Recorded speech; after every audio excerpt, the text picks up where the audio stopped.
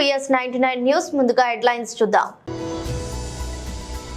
BJP senior నాయకుడు శ్రీ రాజీవ్ చంద్రశేఖర్ న్యూఢిల్లీలోని BJP ప్రధాన కార్యాలయంలో సమావేశం. ప్రత్యక్ష ప్రసారం ఏఐసీసీ హెచ్క్యూలో శ్రీ పవన్ ఖేరా ద్వారా కాంగ్రెస్ పార్టీ బ్రీఫింగ్. వరదను అంచనా వేయడంలో వరద సహాయక చర్యల విషయంలో ప్రభుత్వం పూర్తిగా విఫలమైంది. జగదీష్ రెడ్డి. భారీ వరదలతో విరిగిపోయిన ప్రకాశం బ్యారేజ్ మొదటి 3 గేట్లు. బీజేపీ సీనియర్ నాయకుడు శ్రీ రాజీవ్ చంద్రశేఖర్ న్యూఢిల్లీలోని బీజేపీ ప్రధాన కార్యాలయంలో విలేకరుల సమావేశంలో ప్రసంగించారు.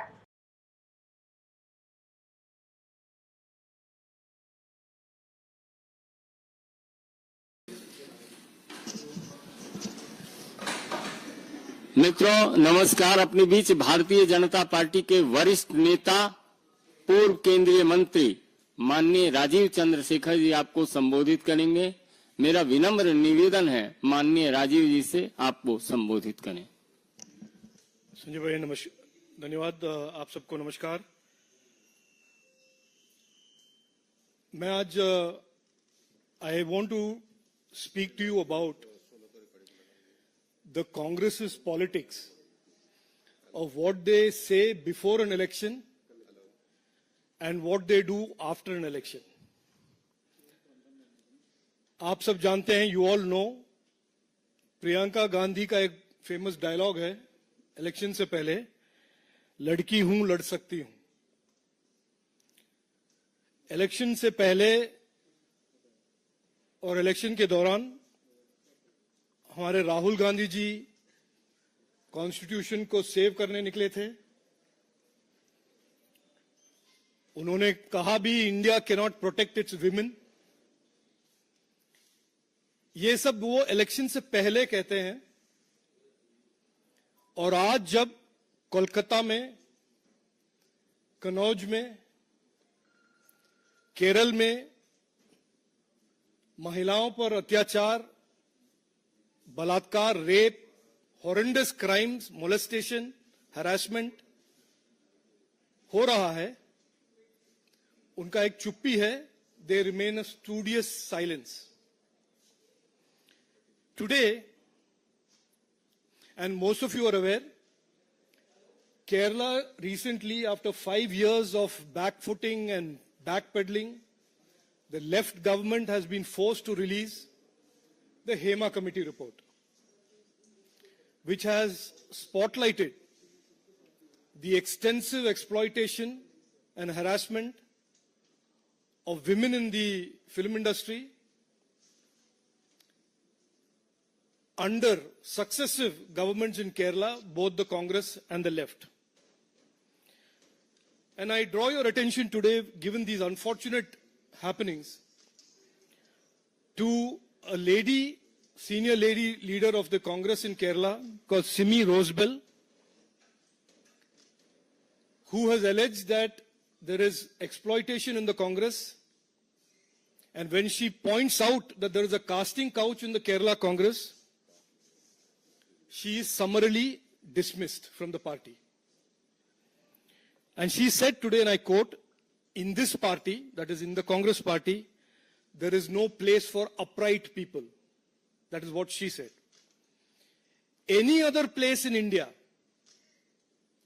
if a woman in the workplace raises an issue of sexual harassment, it is the bounden duty of the organization under the law to constitute a committee, a Visakha committee, to investigate the accusations of harassment. That is the minimum justice that is due to any woman, any Indian woman whose right to work in a dignified manner is enshrined in the Constitution under Article 21. But no, the Congress party does not believe in that. The Congress party, when a leader of the Congress party, a woman leader of the Congress party alleges harassment, alleges exploitation, they do not investigate it. They silence her and remove her from the party. This is the same Congress party where Priyanka Gandhi would say before an election ladki hoon, lad sakti hoon. This is the same Congress party where Rahul Gandhi will go to Jammu and Kashmir and say on January 30th of this year that women have talked about rape and harassment. But when it comes to his own party, the Congress in Kerala, which has a huge, long list, dubious record of harassment complaints that are on record from various members of the Congress, women members of the Congress, he does nothing. Instead, he tries to silence them. There is much more to be said on this, but I wanted to draw your attention to this double standard, this hypocrisy, this saying one thing before elections and doing exactly the opposite after the election. This is the truth. This is the truth about the Congress, and the people of India deserve to know it. The people of Kerala should know that the Indie Alliance partners, whether it is the CPM or the Congress, both of them have a track record of not protecting women, not upholding the dignity of women in their workplaces, and instead supporting those who exploit and harass them. Thank you. Any question? Mohit Bhatt, Times Now. The question that you have raised, and then Simi came out and she spoke about it, she's been shunted out. And as you rightly said, there has not been a comment coming in from Rahul Gandhi and Priyanka Gandhi Vadra. And when it comes to the other India Alliance parties too, they have not said anything on this particular issue. As soon as she raised her voice, as soon as she talked about the casting couch in Congress, from Mollywood to has come to Congress party, she has been shunted out, and the other India Alliance partners are completely silent on this. No, there is a pattern here, and I don't need to tell you this. You know it. You are all very wise people. When the horrible incident happened, the rape and the attempted cover-up in Kolkata happened, the Congress party was silent. When the rape in Kannauj happened, the Congress party is silent. When the CPM, the Hema committee report came out, initially the Congress was silent, then belatedly when they saw the outrage of the people, they joined in.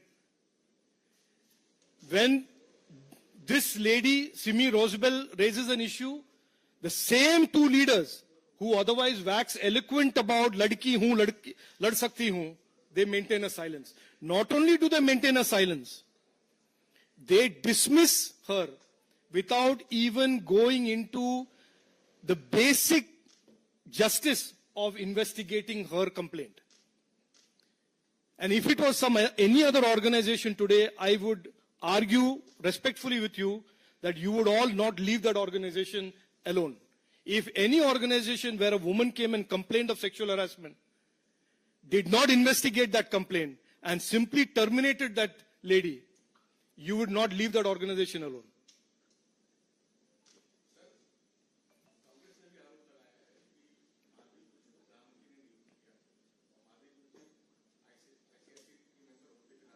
इसके लिए अलग से हम लोग बैठेंगे.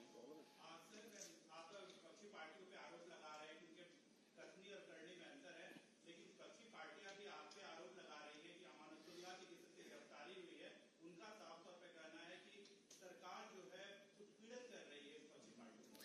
देखिए, मैं ये इशू पहले भी मुझसे ప్రత్యక్ష ప్రసారంలో ఏఐసిసి హెచ్క్యూలో శ్రీ పవన్ కేరా ద్వారా కాంగ్రెస్ పార్టీ బ్రీఫింగ్ చేశారు. भैया रेडी.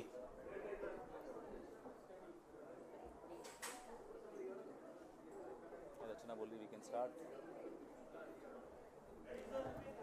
नमस्कार साथियों,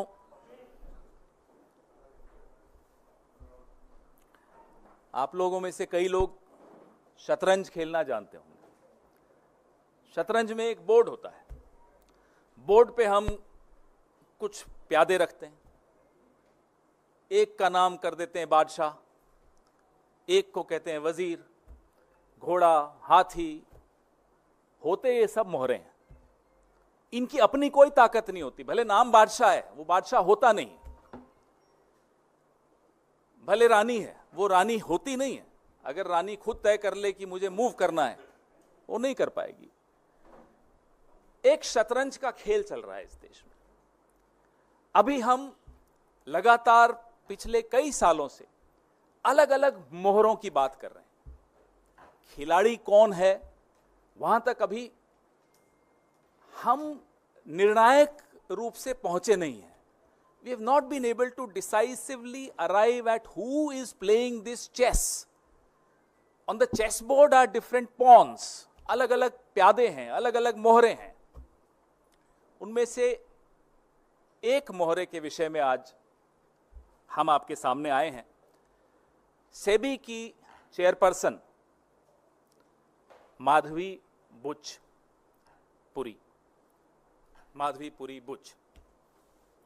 ये 5 अप्रैल 2017 से 4 अक्टूबर 2021 तक, नेक्स्ट स्लाइड, आप जैसा देख पा रहे हैं, ये मेंबर थी, whole time member of SEBI. और उसके बाद ये चेयरपर्सन बनी सेबी की 2 मार्च 2022 को. The dates are right there in front of you. The dates on which she was whole time member and the date on which she was appointed chairperson of SEBI. Very important dates. और SEBI एक regulator है. SEBI का role, जो उसकी भूमिका है, वो middle class, हम सब जो पैसा लगाते हैं मार्केट में, उस मार्केट को रेगुलेट करने की भूमिका SEBI की है, बहुत महत्वपूर्ण भूमिका है. और SEBI की चेयरपर्सन को कौन अपॉइंट करता है? सेबी की चेयरपर्सन को ये 2 महानुभाव आपके सामने हैं. अपॉइंटमेंट्स कमिटी ऑफ कैबिनेट, प्रधानमंत्री और हमारे देश के गृह मंत्री श्री अमित शाह. ये सेबी की चेयरपर्सन को अपॉइंट करने की जो एसीसी है, ये उसमें ये 2 सदस्य हैं. मतलब यही लोग अपॉइंट करते हैं. अभी तक हम लोगों ने, भले वो हिंडनबर्ग रिपोर्ट हो या और कई कॉन्फ्लिक्ट ऑफ इंटरेस्ट जो सेबी की जो भूमिका सेबी की चेयरपर्सन की रही है, उस पर हमने कई बार चर्चा की.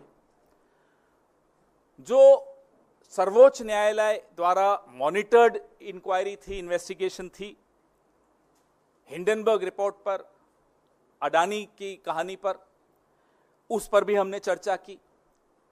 लेकिन इससे ऊपर, इससे कहीं हटकर, इससे कहीं भयानक भूमिका सेबी की चेयरपर्सन की मैं आपको बताना चाहूंगा. सबसे पहले मैं अपने साथियों को बोलूंगा, अगली स्लाइड पर आएं. यह पहली इरेगुलरिटी, यह पहला गैर कानूनी काम. आप सब तनख्वाह लेते हैं, मुझे लगता है एक ही जगह से लेते होंगे. अगर आप अपनी चैनल से, आप टाइम्स नाउ में, अगर आप टाइम्स नाउ से सैलरी लेते हैं तो हिंदुस्तान टाइम्स से तो नहीं लेते होंगे. साथ साथ कांग्रेस पार्टी से तो बिल्कुल नहीं लेते हैं, हम जानते हैं नहीं लेते.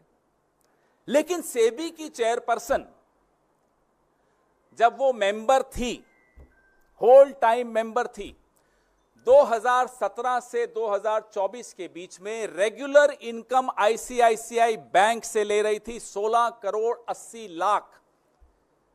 और इसको 3 अलग अलग भागों में हमने आपको दिखाया कि तनख्वाह ले रही थी. आप सेबी की होल टाइम मेंबर हैं, आप आईसीआईसीआई से तनख्वाह क्यों ले रही थी, हम ये जानना चाहते हैं. आईसीआईसीआई प्रूडेंशियल से ले रही थी, तो बैंक से ले रही हैं, प्रूडेंशियल से ले रही हैं. और ईसॉप, आप सब समझते हैं ईसॉप, और ईसॉप पे जो टीडीएस था वो भी आईसीआईसीआई ही दे रहा था. आईसीआईसीआई बैंक एक महत्वपूर्ण बैंक, सेबी की चेयरपर्सन एक महत्वपूर्ण रेगुलेटरी बॉडी की सबसे ऊंचे पद पर बैठी व्यक्ति, अधिकारी, तनख्वाह ले रही हैं एक और जगह से. Next slide. ये सीधे सीधे सेक्शन 54, सेक्शन 54 ऑफ सेबी, जो एम्प्लॉइज सर्विस रेगुलेशन 2001, मैं इसका एनेक्शर आपको दिखाऊंगा, उसका वायलेशन है. सीधे सीधे ऑफिस ऑफ प्रॉफिट का मामला है, सीधा. इसमें अगर किसी में थोड़ी सी भी अगर लिहाज, शर्म, लज्जा कुछ हो, वो इस्तीफा देगा, 1 मिनट नहीं रुकेगा इस एक्सपोजर के बाद. आप मार्केट के रेगुलेटर हैं, आप चेयरपर्सन हैं, आप आईसीआईसीआई बैंक से तनख्वाह ले रही हैं, आईसीआईसीआई प्रूडेंशियल से तनख्वाह ले रही हैं. कैसे ले सकती? 2017 से 24 के बीच होल टाइम मेंबर और उसके बाद चेयरपर्सन की हैसियत से आईसीआईसीआई प्रूडेंशियल से इन्होंने 22,41 लाख रुपए लिए, 22,41,000 रुपए लिए. वो क्यों लिए? क्या सेवाएं इन्होंने आईसीआईसीआई को दी, ये भी सवाल बड़ा जायज़ है। ये टेबल जो आप देख रहे हैं ये भी आपको सरेआम दिखाता है हर साल का इनका जो पैसा आईसीआईसीआई से आया। 2017-18 में 2,06,18,950 रुपए आईसीआईसीआई बैंक से तनख्वाह मिली एक फाइनेंशियल ईयर में, और प्रूडेंशियल से 7,07,195 मिली, और सेबी से उस वक्त तनख्वाह వరదను అంచనా వేయడంలో వరద సహాయక చర్యల విషయంలో ప్రభుత్వం పూర్తిగా విఫలమైందని, ఖమ్మం జిల్లాలో 3 మంత్రులు ఉన్న విపత్తులో చిక్కుకున్న వారిని రక్షించడంలో విఫలమయ్యారని, ప్రజలు 8-9 గంటల సహాయం కోసం ఎదురు చూసి చివరకు వాళ్లే సొంతంగా పైసలు ఖర్చు పెట్టుకుని సహాయం పొందడం ఈ ప్రభుత్వ చేతగానితనానికి నిదర్శనమన్నారు. ఎప్పుడు ప్రజలు కోపానికి వస్తున్నారు? పొద్దు నుంచి సాయంత్రం వరకు ఎదురు చూస్తే ఒక మంత్రి దిక్కులేడు, ఒక అధికారి దిక్కులేడు. అసలు ముఖ్యమంత్రి అనే ఆయన నిన్న ఉదయం నుంచి సాయంత్రం వరకు ఏం చేసిండు అనే దానికి ఇప్పటివరకు ఏం లేదు. 8 గంటలు ఎదురు చూసిండ్రు వాళ్ళు. ప్రకృతి కూడా అవకాశం ఇచ్చింది. నిజమే, పడుకున్న వాళ్ళు నిద్రలో పోయినారు, అకస్మాత్తుగా వరదలు వచ్చి ఇల్లు కొట్టుకపోయినాయి, ప్రజలు కొట్టుకపోయినారు అంటే దాన్ని మనం ప్రభుత్వాలు నిందించే ఉపయోగం లేదు. నిందించకూడదు కూడా ఎవరం కూడా. కానీ ప్రపంచం అంతా మేల్కొని 9 గంటలు ఎదురు చూస్తుంటే కూడా వాళ్ళంతలో వాళ్ళు రెస్క్యూ ఆపరేషన్స్ చేసుకొని, వాళ్ళంతలో వాళ్ళు డబ్బులు ఇస్తామని చెప్పి గజ ఈతగాళ్ళను పిలిపించుకొని వరదల నుంచి వెళ్ళి బయటకు వస్తే ఇది ప్రభుత్వ వైఫల్యం కాకపోతే ఏమనాలి? వరద పోటెత్తుతుండటంతో ప్రకాశం బ్యారేజీపై రాకపోకలను అధికారులు నిలిపివేశారు. వాహనాలకు నో ఎంట్రీ బోర్డు పెట్టారు. ఆంధ్రప్రదేశ్ లో భారీ వర్షాలకు తోడు ఎగువ నుంచి వరద పోటెత్తడంతో ఈ నిర్ణయం తీసుకున్నట్లు సమాచారం. వరదలు కొట్టుకు వచ్చిన బోట్లు తాకడంతో బ్యారేజ్ గేట్లు స్వల్పంగా దెబ్బతిన్నాయి. బోట్లు అడ్డుపడిన చోట వరద నీరు నిలవడం, అది చూసేందుకు జనం వాహనాలు ఆపడంతో పోలీసులు అప్రమత్తమయ్యారు. వాహనాలను బ్యారేజీ పైకి అనుమతించడం లేదు. వరద భారీగా వచ్చి చేరుతుండటంతో దిగువకు నీటిని వదలడంతో పాటు అధికారులు రెండో ప్రమాద హెచ్చరికను జారీ చేశారు. బ్యారేజీ వద్ద 24.4 అడుగుల మేర నీటి మట్టం ఉందని, కాలువలకు 500 క్యూసెక్కుల నీటిని వదులుతున్నట్లు అధికారులు తెలిపారు. బ్యారేజీకి ఉన్న మొత్తం 70 గేట్లను తెరిచి నీటిని సముద్రంలోకి వదులుతున్నట్లు వివరించారు.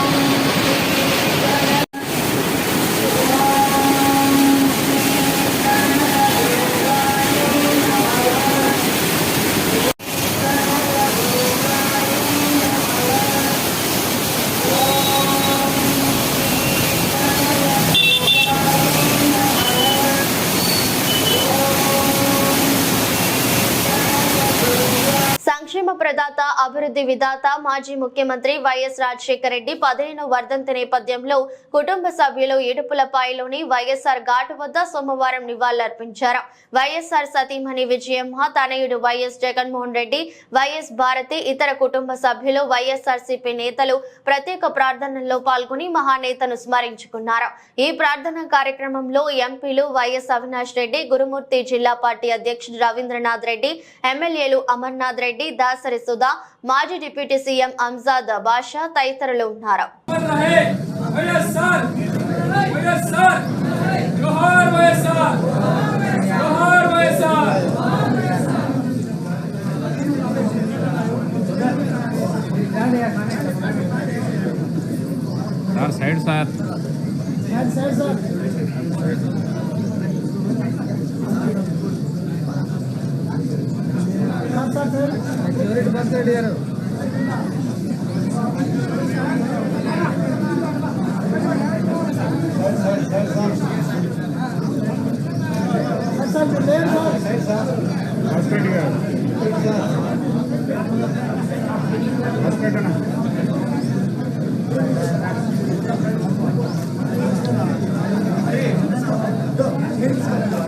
రవేనా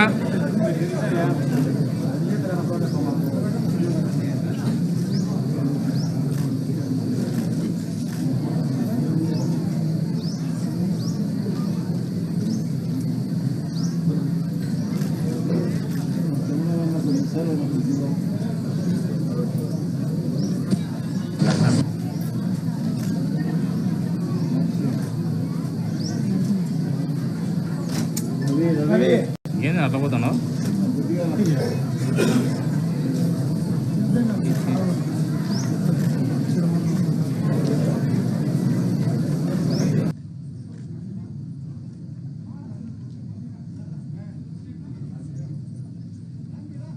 దయచేసి కూర్చున్నాం, నిశ్శబ్దంగా ఉన్నాం. మరొక కీర్తన పాడుకుని ప్రభుని కనపడదాం.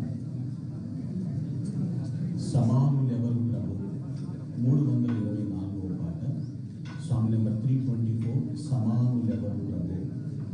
పెద్ద పాట పుస్తకం నుంచి సమానులెవరు ప్రభు అనే పాట పాడుకుని ప్రభుని కనపడదాం. Song number 324.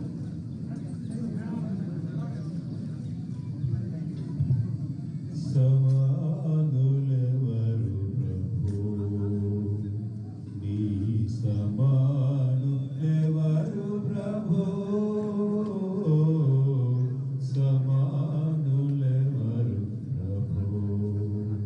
సమస్త మానవ శ్రమానుభవములు, సమస్త మానవ శ్రమానుభవములు సహించి వహించి ప్రేమించగలని సహి. తెలంగాణకు భారీ వర్షాల నుంచి ఊరట లభించింది. రేపటి నుంచి తేలికపాటి నుంచి మెస్తారు వర్షాలు మాత్రమే కురిసే అవకాశం ఉందని హైదరాబాద్ వాతావరణ కేంద్రం తెలిపింది. ఈ రోజు నుంచి రేపటి వరకు పలు జిల్లాల్లో భారీ వర్షాలు కురిసే అవకాశం ఉందని తెలిపింది. ఆదిలాబాద్, కొమరం భీం, ఆసిఫాబాద్, నిర్మల్, నిజామాబాద్, జగిత్యాల, సంగారెడ్డి, మెదక్, కామారెడ్డి జిల్లాల్లో అక్కడక్కడ భారీ వర్షాలు కురిసే అవకాశం ఉందని తెలిపింది. గాలులు గంటకు 30 నుండి 40 కిలోమీటర్ల వేగంతో ఉరుములు, మెరుపులతో కూడిన వర్షాలు కురిసే అవకాశం ఉందని తెలిపింది. ఇక రేపు ఎల్లుండి పలు జిల్లాల్లో తేలికపాటి నుంచి మోస్తారు వర్షాలు కురిసే అవకాశం ఉందని తెలిపింది. ఆదిలాబాద్, కొమరం భీం, ఆసిఫాబాద్, మంచిర్యాల, నిర్మల్, నిజామాబాద్, జగిత్యాల, రాజన్న, సిరిసిల్ల, కరీంనగర్, పెద్దపల్లి, జయశంకర్, భూపాలపల్లి, ములుగు, భద్రాద్రి కొత్తగూడెం, ఖమ్మం, నల్గొండ, సూర్యాపేట తదితర జిల్లాల్లో మోస్తారు వర్షాలు కురిసే అవకాశం ఉంది. తెలంగాణ అసెంబ్లీ స్పీకర్ గడ్డం ప్రసాద్ కుమార్ మాట్లాడుతూ భారీ వర్షాలకు తెలంగాణ రాష్ట్ర ప్రజలందరూ అప్రమత్తంగా ఉండాలి. వరద ప్రాంతాలలో తక్షణమే సహాయక చర్యలను చేయాలని తెలంగాణ ముఖ్యమంత్రి రేవంత్ రెడ్డి ఆదేశించారు. అత్యవసరం అయితే తప్ప ప్రజలు బయటికి రావద్దు. లోతట్టు ప్రాంతాలు ప్రజలు అప్రమత్తంగా ఉండాలని సూచించారు. మీకు ఏ అవసరం వచ్చినా అధికారులకు ఫోన్ ద్వారా సమాచారం ఇవ్వాలన్నారు. మంత్రులు, ఎంపీలు, ఎమ్మెల్యేలకు సహాయక చర్యలలో పాల్గొనాలని ఆదేశించారు. తెలంగాణ సీఎం రేవంత్ రెడ్డి, మీరు ఇలాంటి భయభ్రాంతులకు గురి కాకండి, మీ వెంట మేమున్నామని తెలంగాణ అసెంబ్లీ స్పీకర్ గడ్డం ప్రసాద్ కుమార్ తెలియజేశారు. తెలంగాణ రాష్ట్ర ప్రజలకు అందరికీ నా యొక్క నమస్కారాలు. 2 రోజుల నుంచి వర్షాలు చాలా పెద్ద ఎత్తున పడుతున్నాయి. ఇంకా 2 రోజులు పడతాయని చెప్పేసి వాతావరణ శాఖ వాళ్ళు చెప్తున్నారు. మరి ఈ విషయానికి సంబంధించి ఈ రాష్ట్ర ముఖ్యమంత్రి గౌరవ రేవంత్ రెడ్డి గారు మంత్రులను, ఎమ్మెల్యేలను, అధికారులను ఎప్పటికప్పుడు అప్రమత్తం చేసి సమీక్షిస్తున్న సందర్భము. మరి నేను నా తరఫున రాష్ట్ర ప్రజలను కోరడం ఏమిటంటే, ప్రయాణాలు చేయకండి. మరి పాత కరెంటు స్తంభాలను ముట్టుకోకండి. మరి పాత ఇళ్లల్లో ఉన్న వాళ్ళంతా ప్రభుత్వం ఏర్పాటు చేస్తున్న వసతి గృహాల్లో పాటు చేరండి. మరి పాత గోడల పక్కకు వెళ్ళకండి. మరి అదేవిధంగా వాగులు వంకలు దాటే ప్రయత్నం చేయకండి. అవసరం అనుకుంటేనే బయటికి వెళ్ళండి, లేకపోతే వద్దండి. మరి మన ప్రాణాన్ని మనం కాపాడుకునాలి, మన ఆస్తిని మనం కాపాడుకునాలి. మరి ఈ విధంగా చేస్తే ఈ రాష్ట్ర ప్రభుత్వానికి మీరు మేలు చేసినట్టు ఉంటుంది. ఈ రాష్ట్ర ముఖ్యమంత్రి గౌరవ రేవంత్ రెడ్డి గారికి కూడా మీరు మేలు చేసినట్లు ఉంటుందని చెప్పేసి మీ అందరినీ కోరుకుంటూ సెలవు తీసుకుంటున్నాను. వార్తలు ముగించే ముందు మరోసారి హెడ్లైన్స్. బీజేపీ సీనియర్ నాయకుడు శ్రీ రాజీవ్ చంద్రశేఖర్ న్యూఢిల్లీలోని బీజేపీ ప్రధాన కార్యాలయంలో సమావేశం. ప్రత్యక్ష ప్రసారం ఏఐసీసీ హెచ్క్యూలో శ్రీ పవన్ ఖేరా ద్వారా కాంగ్రెస్ పార్టీ బ్రీఫింగ్. వరదను అంచనా వేయడంలో వరద సహాయక చర్యల విషయంలో ప్రభుత్వం పూర్తిగా విఫలమైంది. జగదీష్ రెడ్డి. భారీ వరదలతో విరిగిపోయిన ప్రకాశం బ్యారేజ్ మొదటి 3 గేట్లు. ఇది రాష్ట్ర బులెటిన్. మరో బులెటిన్లో మళ్ళీ కలుద్దాం.